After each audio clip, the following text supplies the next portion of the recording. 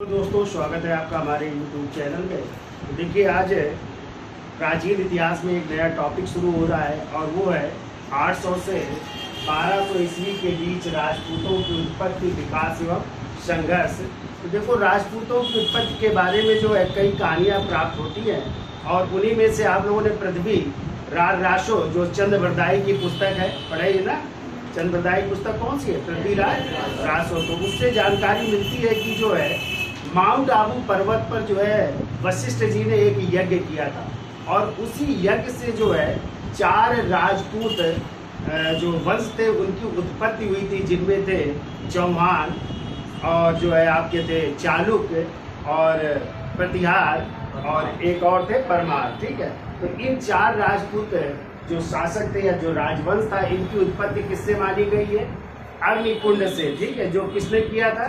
वशिष्ठ द्वारा जो है आबू पर्वत में जो है अग्निकुंड से इनकी उत्पत्ति मानी गई है। जबकि कुछ इतिहासकार जो है राजपूतों को जो है विदेशी मानते हैं, जैसे कर्नल टाड, भंडारकर महोदय, ये क्या कहते हैं? ये लोग जो है विदेश से आए थे। जबकि कुछ इतिहासकार जो है कहते हैं नहीं, ये भारत के ही रहने वाले थे, जैसे गौरी शंकर ओझा, सीवी वैद्य जो है इनको जो है भारत का मानते हैं। ठीक है, अब इन राजपूतों में जो है हम जिस राजवंश की पहले चर्चा करेंगे वो है गुर्जर प्रतिहार वंश। और गुर्जर प्रतिहार वंश के बारे में कहा जाता है कि इनका मूल निवास स्थान जो है उत्तर पश्चिमी सीमा प्रांत जो राजस्थान का इलाका है, वहाँ पे भिन्नमार प्रदेश के रहने वाले थे। और कहते हैं ये लोग जो है पहले गुजरात से आए थे और कुछ लोग इतिहासकार मानते हैं कि ये उज्जैन के निवासी थे, लेकिन इनकी प्रारंभिक राजधानी क्या थी? भिन्न माल। और बाद में फिर इन्होंने जो है कन्नौज को अपनी राजधानी बनाया था। ठीक है, क्योंकि आप लोग पढ़ेंगे कि कन्नौज की गद्दी के लिए संघर्ष होगा, त्रिकोणात्मक संघर्ष, उसी में विजय होंगे कौन? गुर्जर प्रतिहार वंश। तो इस राजवंश के जो आदि पुरुष माने जाते हैं उनको माना जाता है हरिश्चंद्र को। कहते हैं इस राजवंश के जो आदि पुरुष कौन थे? हरिश्चंद्र थे। फिर इस वंश का संस्थापक माना जाता है नागभट्ट प्रथम को। जबकि यदि वास्तविक संस्थापक की बात की जाए तो इस वंश का वास्तविक संस्थापक वत्सराज को माना जाता है। अब इसी राजवंश में कई राजा होंगे जिनकी हम चर्चा करेंगे, महेंद्रपाल, महीपाल। फिर क्वेश्चन आता है कि किसके शासनकाल में जो है अरब यात्री एक सुलेमान आया था और एक जो है आप लोग पढ़ेंगे अलमस्दी का नाम सुना है? अलमुस्दी किसके शासनकाल में आया था और उसने यहाँ के राजाओं को क्या कहा है? ठीक है, तो आप लोगों ने अलमस्दी के बारे में पढ़ा होगा कि भारतीय मानसून ये क्या माने जाते हैं? आज जन्मदाता माने जाते हैं ना अलमस्दी।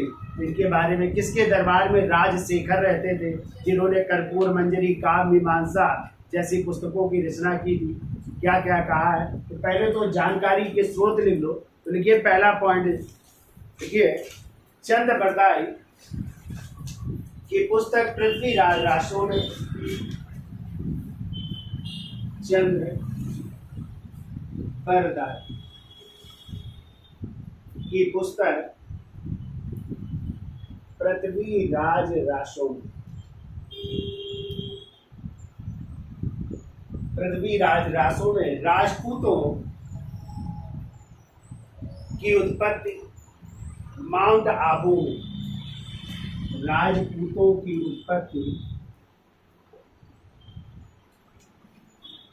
उत्पत्ति माउंट आबू में, माउंट आबू पर्वत सुना है ना? कहाँ पे? देखो माउंट आबू में वशिष्ठ ऋषि द्वारा,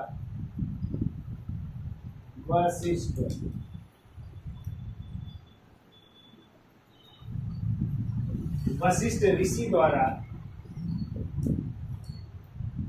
किए गए अग्निकुंड से मानी गई है। किए गए अग्नि यानी हवन किया गया था, अग्निकुंड से मानी गई है।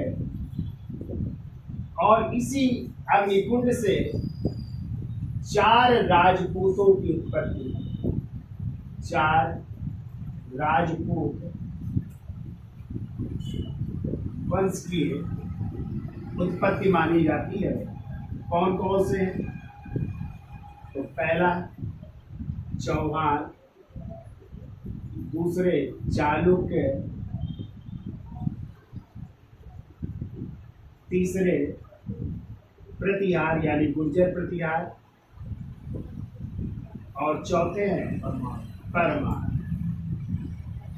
ठीक है, तो मालवा के परमान पढ़ेंगे और आप लोग अजमेर के चौहान पढ़ेंगे, बादामी के चालुक्य पढ़ेंगे और गुर्जर प्रतिहार पढ़ेंगे। ठीक है, गुजरात या पश्चिमी राजस्थान से गुर्जर प्रतिहार और मालवा के परमान। तो इन चार राजपूत राजवंशों की उत्पत्ति किससे मानी गई है? वशिष्ठ द्वारा किए गए अग्नि कुंड से जो है इनकी उत्पत्ति मानी गई, और इसका उल्लेख किसमें है? चंद्र फरदाई की पुस्तक पृथ्वीराज राजू। ठीक है, अब देखिए किसने इनको जो है विदेशी उत्पत्ति का माना है। तो देखो colonel James Tod, colonel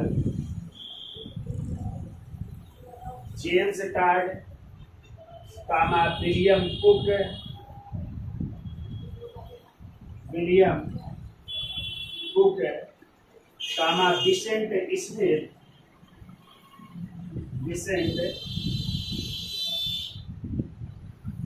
विसेंट Smith, Bhandarkar,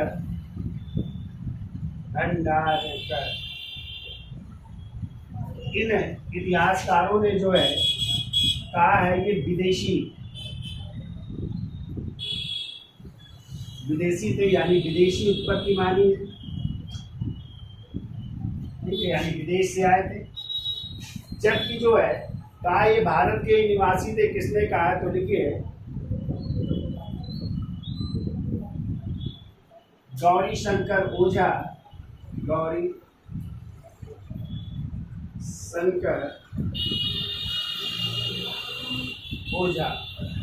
और दूसरे सीवी वैद्य।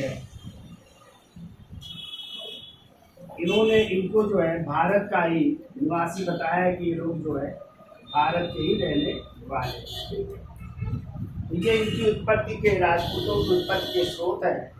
तो ये ज़्यादा माना जाता है माउंट आबू वाला जो है कि अग्निकुंड, वशिष्ठ के अग्निकुंड से जो है चार राजपूत राजवंशों की उत्पत्ति। तो चौहान, चालुक्य, प्रतिहार, परमार, CCPP याद रखना है। और कुछ लोग विदेशी उत्पत्ति का मानते हैं, जैसे James Tod, William Cook, Vincent Smith, Bhandarkar, ये कहते हैं विदेश से आए थे। और जबकि भारतीय मानने वाले गौरी शंकर ओझा और सीवी वैद्य। ठीक है, अब हेडिंग डाल दीजिए, पहला राजवंश है गुर्जर प्रतिहार वंश। इसका स्क्रीनशॉट ले लो कि आगे चलते हैं। तो हेडिंग डाल दीजिए, पहला राजवंश है गुर्जर प्रतिहार वंश। तो देखिए इस वंश के जो है आदि पुरुष कौन थे? देखिए आदि पुरुष हैं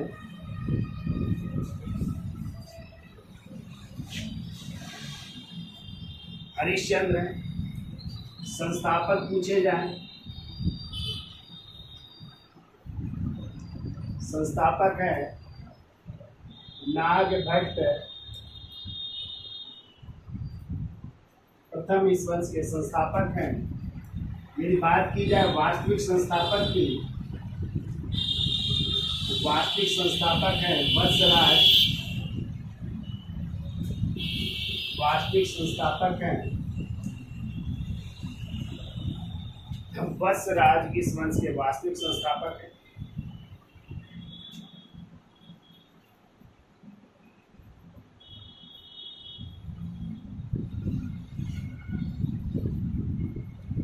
निवास स्थान की बात की जाए, निवास स्थान तो ज़्यादा तो जानकारी नहीं है। तो कुछ लोग कहते हैं ये गुजरात से आए। गुजरात के अलावा जो है भिन्न माल ये राजस्थान का इलाका है। और बाद में इन्होंने अवंती वो भी अपना स्थान बनाया, अवंती जिसकी राजधानी उज्जैनी। ठीक है, ये निवास स्थान के बारे में इनके विषय में जानकारी प्राप्त होती है। इनकी राजधानी दे दीजिए। देखो प्रारंभिक राजधानी इनकी भिन्नमाल थी, यानी पहली राजधानी थी भिन्नमाल।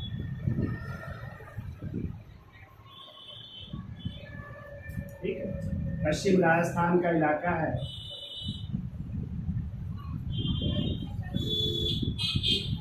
और फिर इन्होंने जो है जब कन्नौज पर अधिकार किया तो दूसरी राजधानी बनाई कन्नौज। दूसरी राजधानी इनकी बन रही कन्नौज। ठीक है, अब गुर्जर प्रतिहार वंश के बारे में जानकारी हमें कहाँ से प्राप्त होती है?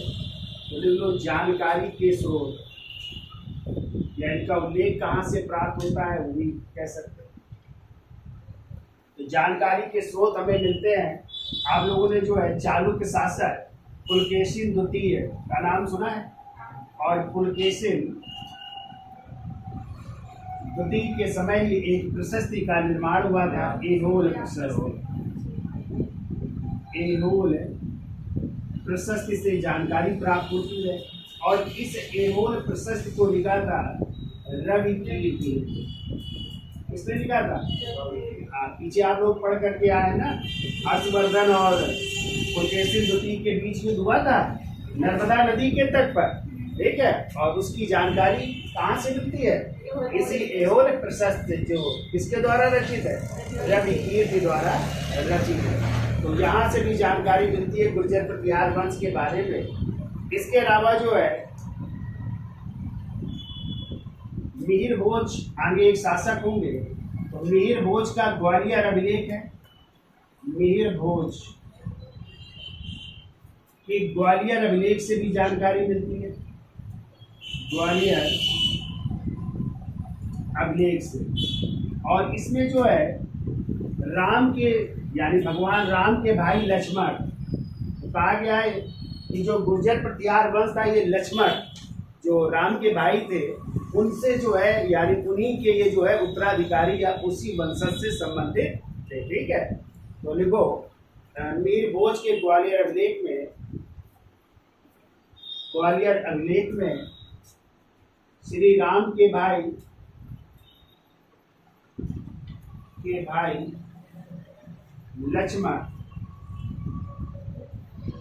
लक्ष्मण को सौमित्र भी कहते हैं,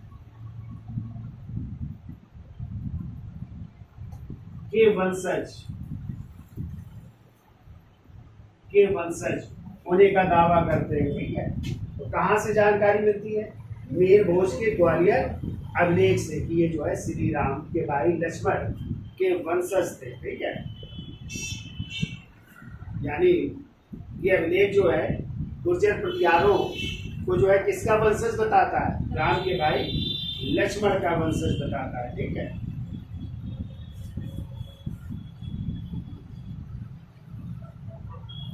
इसके अलावा तीसरा देखो राजशेखर ने, तो आप लोग पढ़ेंगे राजशेखर जिनकी जो महेंद्रपाल के दरबार में और फिर महिपाल के दरबार में रहते हैं। तो राजशेखर की कई पुस्तकें हैं, दिखाएंगे, हम चर्चा करेंगे, जिनमें कर्पूर मंजरी और काव्य मीमांसा है। तो राजशेखर ने क्या कहा है? तो देखो रघुकुल तिलक, महेंद्रपाल को रघुकुल तिलक या रघुवंशी कह करके संबोधित किया।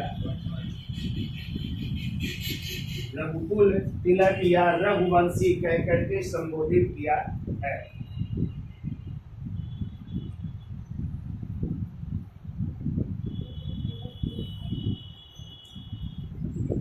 ठीक है, इतना याद हो जाएगा। क्यों भाई? इस वंश के आज पुरुष किसे माना जाता है? हरिश्चंद्र को माना जाता है। ठीक है, यदि आ जाए संस्थापक कौन थे तो नागभट्ट प्रथम थे। वास्तविक संस्थापक कौन थे? बस राज थे। इनका निवास स्थान कुछ लोग कहते हैं गुजरात, भी कहते हैं गुजरात से भग करके आए भिन्नमाल राजस्थान, और बाद में इन्होंने जो है अवंती से भी शासन किया। और इनकी प्रारंभिक राजधानी भी क्या मिलती है? भिन्नमाल मिलती है। और फिर बाद में जो है कन्नौज में जब त्रिकोणात्मक संघर्ष में लोग भाग लेंगे और कन्नौज पर इनका अधिकार हो जाएगा तो फिर अपनी राजधानी किसको बनाया था? कन्नौज। अब इनकी उत्पत्ति के बारे में या इनकी जानकारी के स्रोत कौन कौन से, तो हमने बताया पुलकेशिन द्वितीय के समय या इनकी कौन सी प्रशस्ति, एहोल प्रशस्ति, जिसको किसने लिखा था, रविकीर्त ने। दूसरी जानकारी मिलती है मिहिर भोज के किस अभिलेख से, ग्वालियर अभिलेख से, जिसमें कहा गया है कि ये जो है भगवान श्री राम के भाई जो है लक्ष्मण या सौमित्र के वंश से थे, इसलिए इन्हें लक्ष्मण का वंशज भी कहा जाता है। ठीक है। जबकि राजशेखर ने अपनी पुस्तकों में महेंद्र पाल को क्या कह करके संबोधित किया, रघुकुल तिलक या रघुवंशी कह करके संबोधित किया। ठीक है। अब इस वंश के जो है पहला जो संस्थापक है उसकी चर्चा कर लेते हैं, हेडिंग डाल लेते हैं। तो नागभट्ट प्रथम, हेडिंग डाल लीजिए, टाइम है 730 से 756 ईस्वी। इसकी साढ़े तो फिर आगे चलते हैं। तो हेडिंग डालिए नागभट्ट प्रथम, टाइम है 730 से 756 ईस्वी। ठीक है। तो देखिए यह इस वंश का जो है गुर्जर प्रतिहार वंश का क्या था, संस्थापक था। ठीक है। पूछा जाए गुर्जर प्रतिहार वंश का संस्थापक कौन था, आदि पुरुष कौन था, तो आदि पुरुष आप लोगों ने पढ़ के आए कौन थे, हरिश्चंद्र। और ये संस्थापक की बात की जाए तो नागभट्ट। ठीक है। तो कहते हैं ये गुर्जर प्रतिहार वंश का संस्थापक था। इसने कोई उपाधि धारण नहीं किया, कोई उपाधि धारण नहीं, कोई उपाधि धारण नहीं। ठीक है। अब इसी के समय देखो अरबों का आक्रमण हो रहा है और अरब आक्रमणकारी जो है उसको पहली बार पराजित किया था। ठीक है।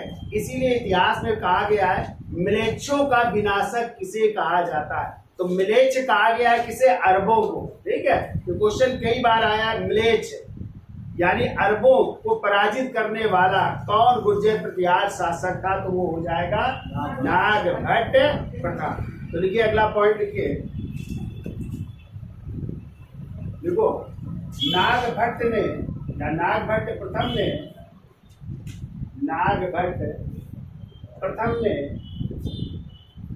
अरब शासक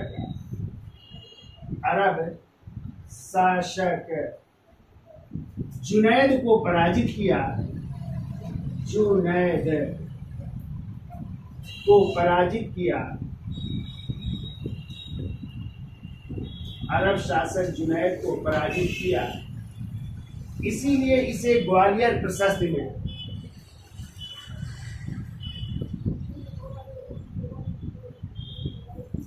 इसीलिए इसे ग्वालियर अभिलेख में या ग्वालियर प्रशस्ति में, ग्वालियर अभिलेख में मलेच्छों का, और मलेच्छ कहते थे किसे, अरबों को, अरबों को, तो मलेच्छों का विनाशक कहा जाता है। ये क्वेश्चन कई बार आया, याद रखिएगा आप लोग, विनाशक कहा जाता है। ठीक है। यानी किस अरब आक्रमणकारी को पराजित किया, जुनैद को। ठीक है। इसलिए किस अभिलेख में, ग्वालियर अभिलेख में इसको किसका विनाशक, मिलेच्छ, मिलेच्छ का मतलब अरबों का क्या कहा जाता है, विनाशक कहा जाता है। ठीक है।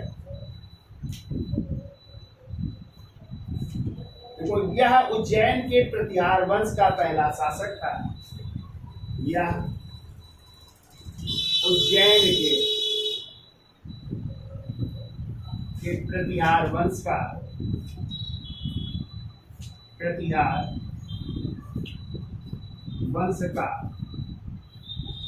पहला शासक, पहला शासक। ठीक है। अब कहते हैं इसके कोई पुत्र नहीं थे, तो इसने अपने दो भतीजों को अपना उत्तराधिकारी घोषित किया। तो देखिए देखो नागभट्ट प्रथम के बाद, नागभट्ट प्रथम के बाद उसके दो भतीजे, उसके दो भतीजे शासक हुए, दो भतीजे शासक हुए। पहले का नाम था कटपुत, दोनों के नाम लिखिए। तो देखो नागभट्ट प्रथम के बाद उसके दो भतीजे शासक हुए। पहले का नाम है कटपुक है और दूसरे का नाम है देवराज।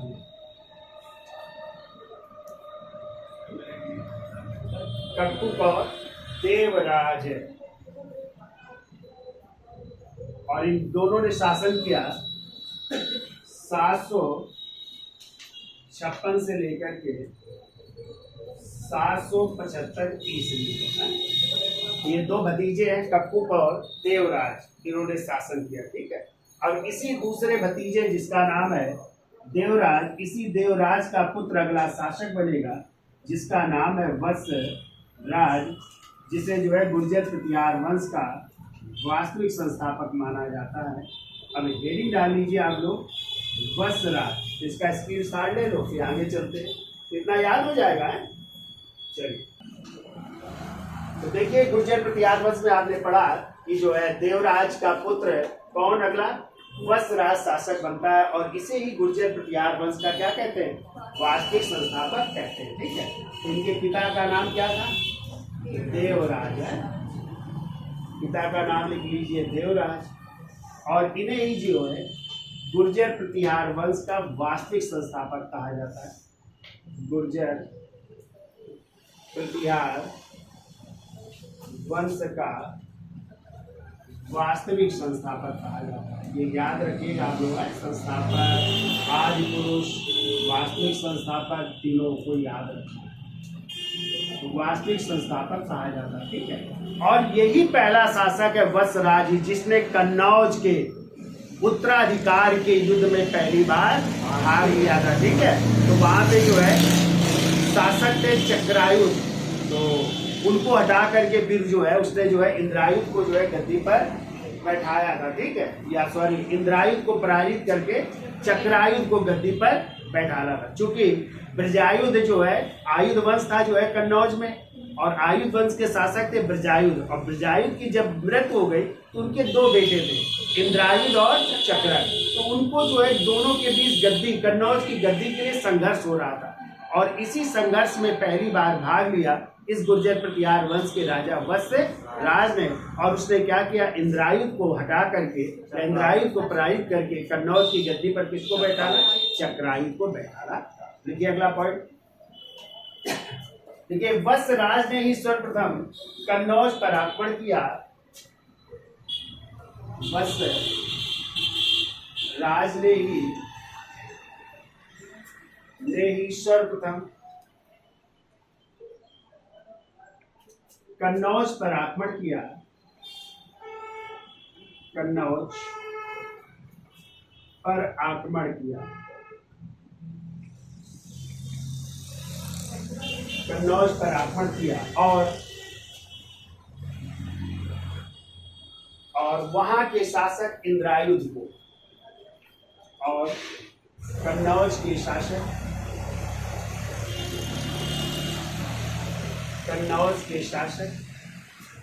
इंद्रायुध को पराजित करके, इंद्रायुध को पराजित कर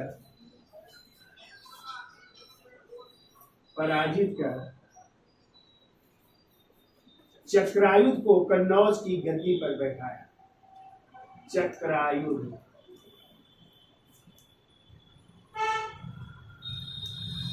चक्रायुध को कन्नौज की गद्दी पर बैठाया, यानी इंद्रायुध को पराजित कर रहे हैं और चक्रायुध को जो है गद्दी पर बैठा रहे हैं, ठीक है।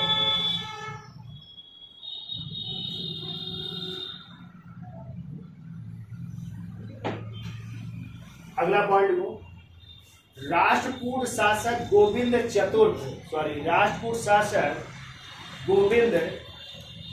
तृतीय के, राष्ट्रकूट शासक गोविंद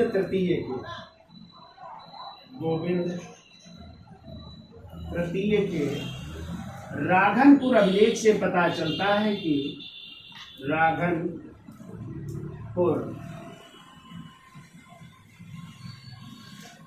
राघनपुर अभिलेख से पता चलता है कि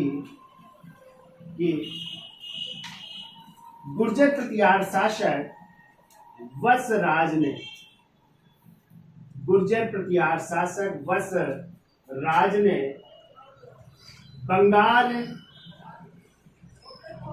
और बंगाल का ही दूसरा नाम गौड़ भी है, बंगाल या गौड़ के शासक धर्मपाल को पराजित किया। बंगाल या गौड़ के शासक धर्मपाल, तो इस समय जो है पाल वंश का शासक बंगाल में कौन है? धर्मपाल है। तो धर्मपाल को पराजित कर रहे हैं, ठीक है। तो इसके अभिलेख से पता चल रहा है राजपूत शासक गोविंद तृतीय का कौन सा अभिलेख है? राघनपुर अभिलेख से पता चलता है कि गुर्जर प्रतिहार शासक वत्सराज ने कहाँ के शासक? बंगाल या गौड़ के शासक किसको पराजित किया? धर्मपाल को पराजित किया। परंतु वत्सराज, परंतु गुर्जर प्रतिहार शासक, ऐसे नहीं, परंतु गुर्जर प्रतिहार शासक वत्सराज राष्ट्रकूट शासक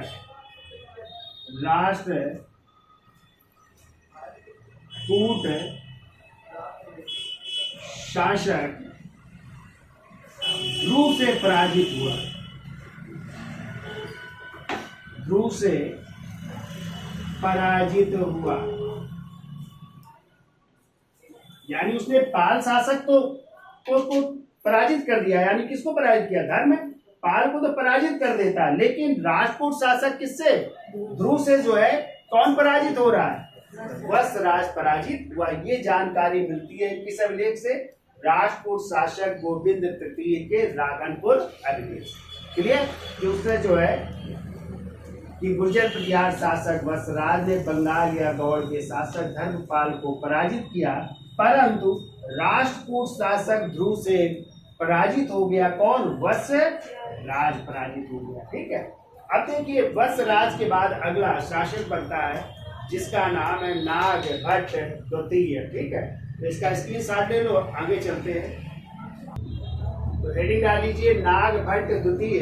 टाइम है 800 से 836 ईस्वी। ठीक है, तो नागभट्ट द्वितीय के पिता का क्या नाम था? तो ये जो है किसका बेटा था? वत्सराज का पुत्र था। और इसी ने जो है कन्नौज को पहली राजधानी बनाया था। और कन्नौज के शासक कौन थे? ब्रजायुध थे ना। हमने बताया था इंद्रायुध को हटा करके किसको, सॉरी चक्रायुध को जो है गद्दी। तो कन्नौज का शासक कौन है? चक्रायुध है। तो इसने जो है चक्रायुध को कन्नौज की गद्दी से हटा दिया और इसने कन्नौज को अपनी पहली राजधानी, यानी ये राजधानी बना रहा है कन्नौज को अपनी पहली। ठीक है, तो लिखिए अगला पॉइंट लिखिए। देखो इसने कन्नौज पर आक्रमण कर, इसने यानी नागभट्ट द्वितीय ने इसने कन्नौज पर आक्रमण कर चक्रायुध को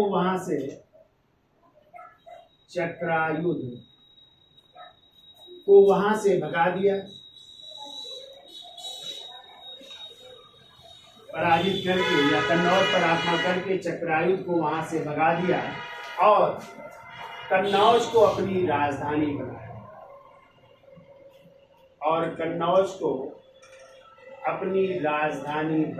तो कन्नौज को अपनी राजधानी बना रहा है। ठीक है, कन्नौज को अपनी राजधानी बनाया। अब देखो जब इसने कन्नौज पर अधिकार कर लिया तो ये चक्रायुध भाग करके गया बंगाल के शासक धर्मपाल के पास। किसके पास जा रहा है? धर्मपाल। अब जो है चक्रायुध प्लस बंगाल के शासक धर्मपाल दोनों ने मिल करके जो है अब आमंत्रित कर रहे हैं, यानी दोस्ती कर रहे हैं राजपूत शासक से। और उसी राजपूत शासक का नाम है गोविंद तृतीय। किससे दोस्ती कर रहे हैं? गोविंद तृतीय से। और इन तीनों लोगों ने मित्रता करके फिर अब जो है किसको? नागभट्ट द्वितीय को ये लोग क्या कर रहे हैं? पराजित कर रहे हैं। ठीक है, यानी गोविंद तृतीय से मित्रता करके जो है फिर नागभट्ट द्वितीय को इन्होंने पराजित किया। तो अगला पॉइंट लिखिए, देखो चक्रायुध और पाल शासक, चक्रायुध और पाल शासक धर्मपाल के आमंत्रण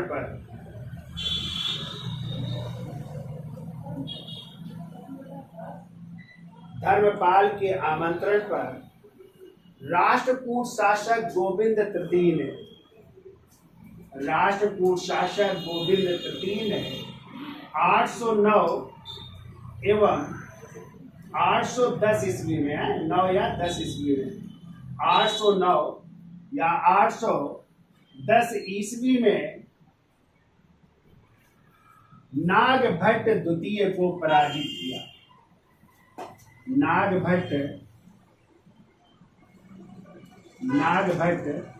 द्वितीय को ये लोग पराजित कर रहे हैं, ठीक है।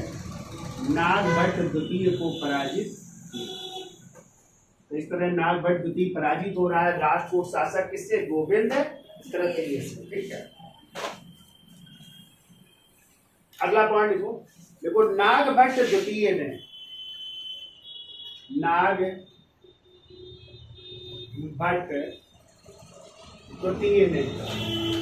गंगा जी में जल समाधि ले ली थी। गंगा जी में जल समाधि ले ली। गंगा जी में जल समाधि ले ली। इसके बाद उनका पुत्र रामभद्र अगला शासक बना। इसके बाद उनका पुत्र रामभद्र अगला शासक बना।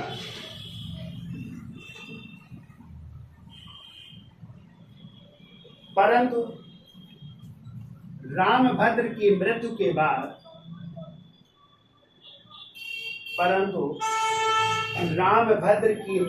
बाद उनका पुत्र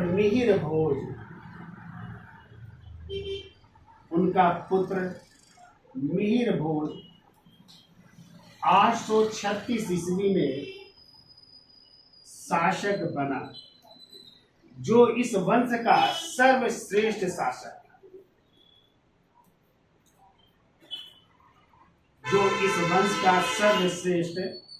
शासक था। यदि आ जाए कि गुर्जर प्रतिहार वंश का सर्वश्रेष्ठ शासक कौन था, तो वो है मिहिर भोज।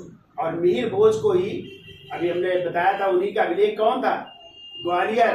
मिहिर भोज के ग्वालियर अभिलेख में ही नहीं कहा गया है कि राम के भाई लक्ष्मण के लोग क्या थे? वंशज थे ना। और मिहिर भोज ने कौन कौन सी उपाधियां धारण की, उसकी भी हम चर्चा करते हैं। इसी के दरबार में सुलेमान आया था ना, अरब यात्री जो है, उसकी भी चर्चा करते। तो इसका स्क्रीनशॉट ले लो और हेडिंग डाल लीजिए मिहिर भोज। हेडिंग डाल लीजिए मिहिर भोज। टाइम है 836 से 890। तो इनके पिता का नाम क्या था? रामभद्र। क्या नाम था? रामभद्र का पुत्र था। ये लिख लो, गुर्जर प्रतिहार वंश का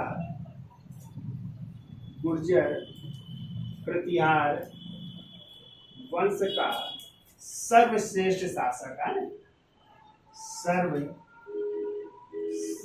शासक था। ये ध्यान रखिएगा, सर्वश्रेष्ठ शासक। इसकी उपाधियां देखो क्या क्या थी। इसकी उपाधि लिखिए पहले तो आदि वराह की उपाधि धारण की।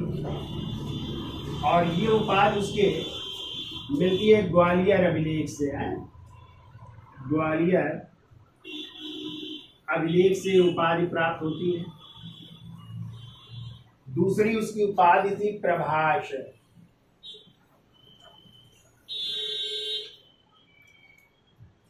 दूसरी उपाधि डालिए प्रभास। और ये उपाधि उसकी मिलती है दौलतपुर अभिलेख से। दौलतपुर अभिलेख से उसकी उपाधि मिलती है प्रभाष। तो ये दो उपाधियां प्राप्त होती हैं, ठीक है। फिर ये इन्हें विष्णु का अवतार कहा जाता है, विष्णु का अवतार कहा जाता है। तो कहते हैं कि मिहिर घोष ने स्वयं को जो है विष्णु का अवतार कहा है, ठीक है। तो विष्णु का अवतार भी कहा जाता है मिहिर घोष को, ये भी आपको याद रखना है।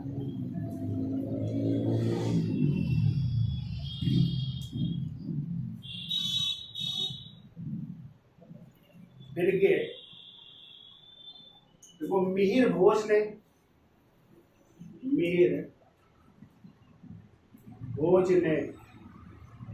राष्ट्रकूट शासक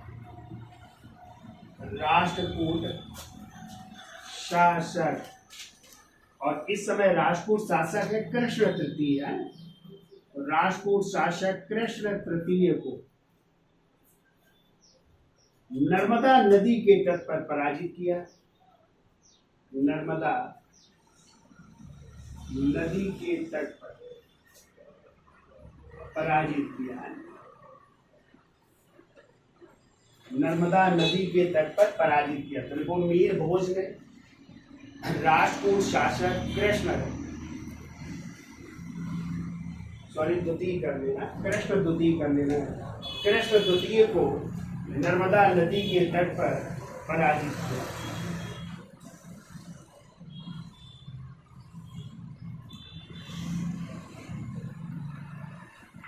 फिर के 851 ईस्वी में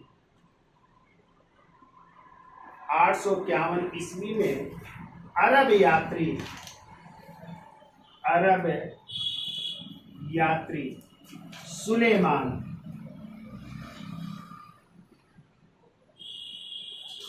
यात्री सुलेमान भारत आया।